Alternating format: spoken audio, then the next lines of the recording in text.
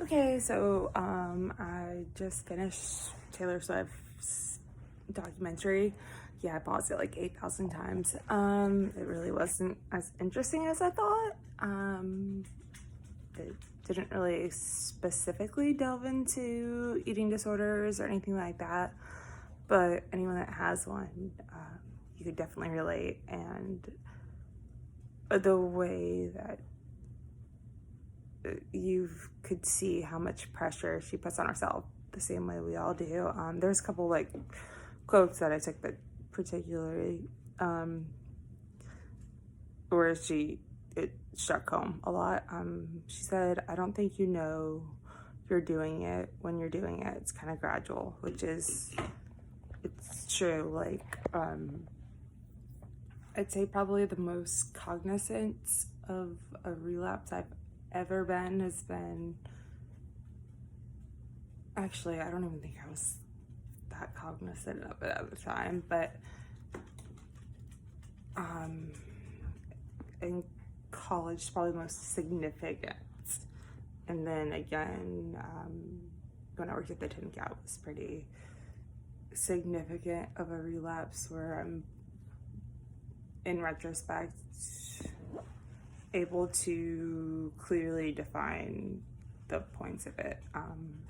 Like I said, you're never truly, I don't think, better if you have a chronic eating disorder. So anyway, I would do stupid little things. Like, I remember we had this group in college called the Lunch Bunch, and we would eat lunch together. So my junior year, like, I had a 4.0 the whole year, and I had a freshman, sophomore semester. I think I got like a B in each of them, something like that, messed it up. I got a B in biology because, well, I really couldn't see. I didn't know that, like, I think they gave me glasses, like real thick ones when I was in elementary school, and then in high school I had like the thin ones, and I refused to wear them. So I didn't get contacts till going into my senior year. So I was blind as shit, couldn't see anything in the microscope. So I got a B in biology.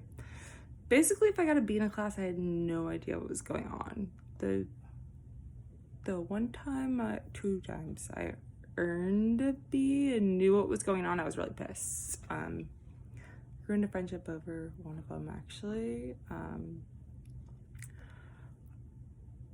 Yeah. The other one, I think, I don't even know. Anyway, it really is so gradual. Like,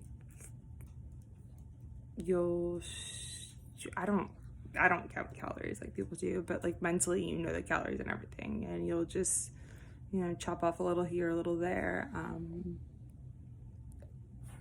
I always used to have this weight where I was always wanted to be 5 pounds below it. And then going into my senior year of college, I'd lost that 5, like, your body fluctuates as like a settle point. And I was always happiest at a certain weight. So I lost about 5 pounds somewhere between my junior and senior year. I didn't know that I'd lost, like, I wasn't paying attention or trying. It was actually the best summer of my life. My friend Tiffany and I, yeah, anyway, that's a whole nother story. But like, I liked the way I looked, and I came back. And my senior year, I had everything like seemingly going perfect for me. And then the first thing went wrong, and my life slowly started to unravel. It was one thing after another, and it was the only thing holding me together was my eating disorder. As my life would fall apart more, my eating disorder would get stronger and stronger, and it's really so much like another person. It's really scary, actually.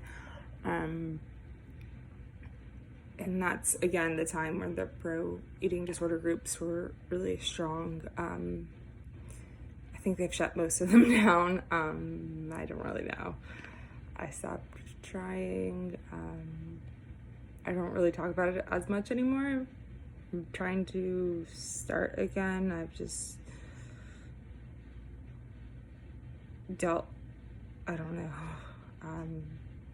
That's the thing. You just try and keep up whatever perfect facade. Like, oh, if you don't talk about it and you gradually do less and less and, more working out, no one really says anything. I think the first person that said anything to me was the nurse in college. I went for insomnia, which ironically, I'm finally being properly diagnosed for REM sleep disorder now, but they still have to run 2 more tests to rule out,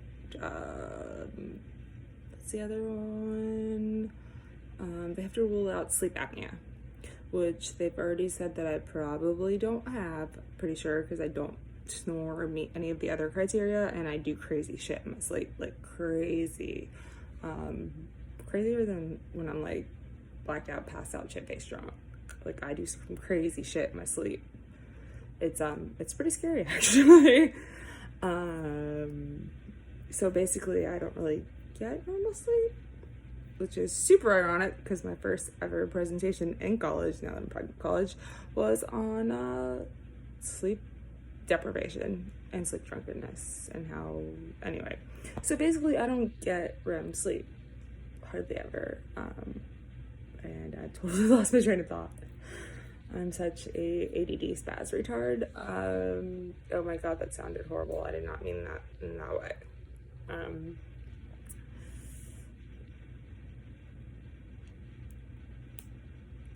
So, senior year rolls around, life starts to fall apart. Get pretty heavy into these groups. I start doing things controlled to keep my life seemingly so perfect as it unfolded more and more. I remember the first time that I thought somebody else knew. Like, I was kind of upset the nurse was the first one to catch on. And the way she asked me pissed me off. She's like, well, are you eating? And I was like, of course I'm eating. Like, everybody eats. Like, you don't stop eating. That's not how it works. I mean, when I got severe, I was living but generally speaking, you're always maintaining some sort of caloric intake. It's just not enough. I'm not going to go into the details because I don't want to trigger anyone that has an eating disorder. Almost everything's a trigger, so I'm sure somehow I accidentally did. So then the first time that one of my professors and former friends, I was pretty sure that she was starting to catch on. There was one day I wore these jeans, and I remember that my legs then, like, I thought that was my big thing. I hated my legs.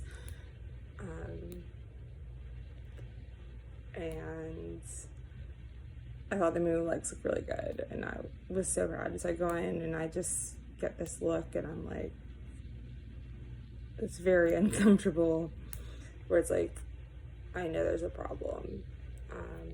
And I wasn't really sure, so I kind of vented off in my own group. A lot on the road, it was kind of confirmed, and it became a super huge support system for me. I screwed it up because I screw everything up. And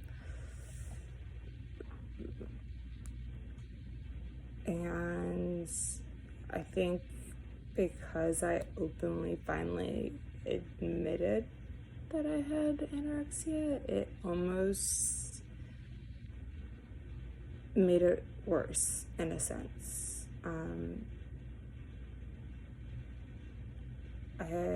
I don't really know for sure, but I made it a point to specifically eat in front of the people that knew, and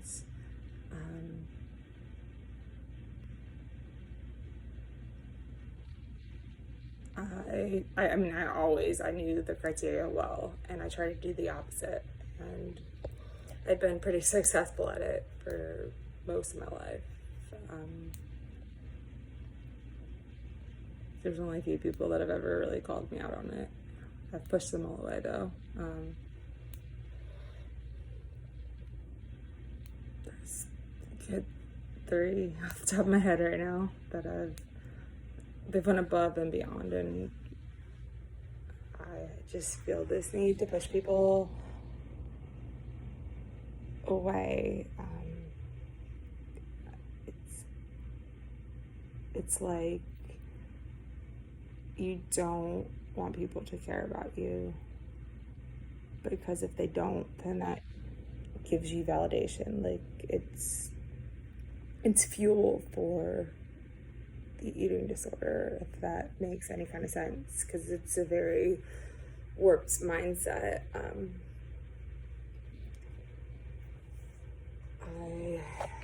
Hold on, I have a couple more quotes since I'm going on that. Oh yeah, but it wasn't a like something. Oh, it wasn't a bad eating disorder documentary, but it shed like in real life kind of, instead of actually being an eating disorder documentary, you got to see like the weird behavior patterns and like the erratic behavior and the thinking. I mean, if you have an eating disorder, you would know it. If you don't, or if you don't know anyone, then you wouldn't. But like, if you have an eating disorder or an experience with it, you could see it through how she was acting. It was constantly on her mind. She was like being perfect and doing everything right, and what do people think? And it's just this myriad of thoughts that never stop. And then she put, you're constantly strategizing in your head not to be shamed for something, which is pretty much what I just said. That's all you can think about. You're trying to please everybody. You're a people pleaser. You don't want to let anyone down, and you feel like you are, and you put so much pressure on yourself that eventually you explode. Like how she's been so successful in the music industry for so long, I don't know. Because all you want to do is please everyone, and if it's not possible, it's just not. And you feel like people expect more out of you than they probably actually do. And there's, normal perfectionism and abnormal, like, maladaptive perfectionism, where I haven't been in school in freaking a decade and a half. Well, maybe not quite that long, but over a decade. Yeah, over a decade. So maladaptive perfectionism, where with normal perfectionism, you just push yourself. You're never happy. Not never, but you constantly push yourself to be perfect. When it's maladaptive, you murder yourself for not achieving unachievable goals. You're never happy with anything you do. You're always going to beat yourself up. You're going to overthink everything you do. I have OCD as well, so I have a pretty good memory, except for when I'm in like certain states.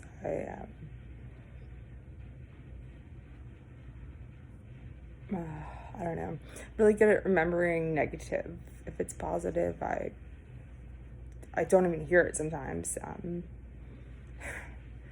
of my coworkers and I, a while ago, she's like, oh no, one of the people that pushed away, she's was telling me how she had said good job, because I was like, she didn't say good job, or she didn't say good. And this other coworker who's been amazing, former coworker, took care of me during my hysterectomy and stuff. She was like, she said a good job. Like, you just didn't hear it. Like, I don't process positive feedback the same way. Like, I gloss it over almost. Focus a lot on the negative. That's, I feel like, a big part of what fuels an eating disorder. Like, it's a lot of self-hatred. You overthink everything.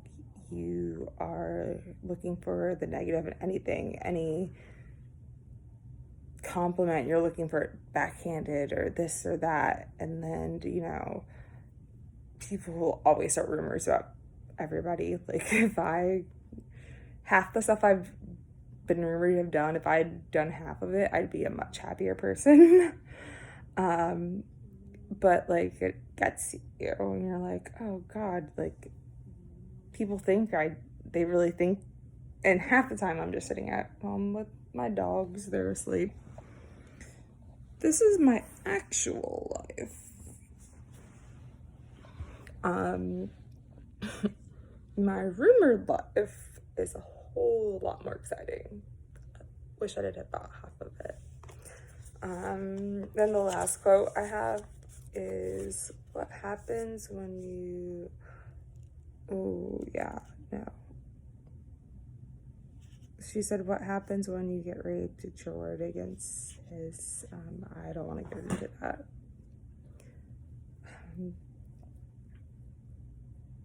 I went through that a lot. That's probably the base of mine. I'm dealing with it piece by piece. I don't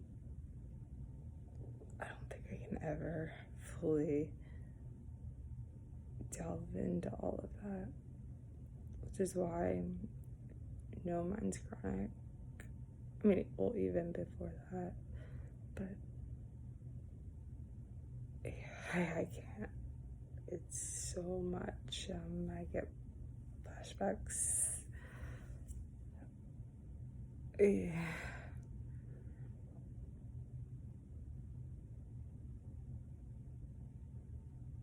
When a virgin has a tear, over a week later, and they're a kid,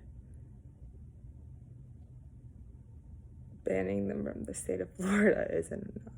And that's just one instance. At the same time, I beat myself up because when the cops pulled me out from that final situation, he tried to drown his oldest son, who's a little younger than me, and I blame myself for that because he claims to remember it, but I mean, he was kind of young, so I don't know that he actually was old enough to remember it. I think it's more just my mom saying it, kind of like my remembering the doctor calling me fat or whatever. My mom just said it over and over. Memory's very malleable. False memories are what I wanted to study in college or grad school. I just graduated too young. Had a really rough time with my eating disorder, with anorexia. I'm gonna have to start saying the word to actually get better. Well, I am better, but you know what I mean, to stay better. Because that word has always been hard for me to say. Because I don't know. I've always felt like I was never anorexic enough. Like, I could always be skinnier and eat less and do less. And I was like, well, all these girls do that. Like, I'm not a good enough anorexic to be called anorexic. And that's so stupid, but I actually believe that, and I still kind of do. Yeah, God, this is getting way into the feels. Did not expect to go here.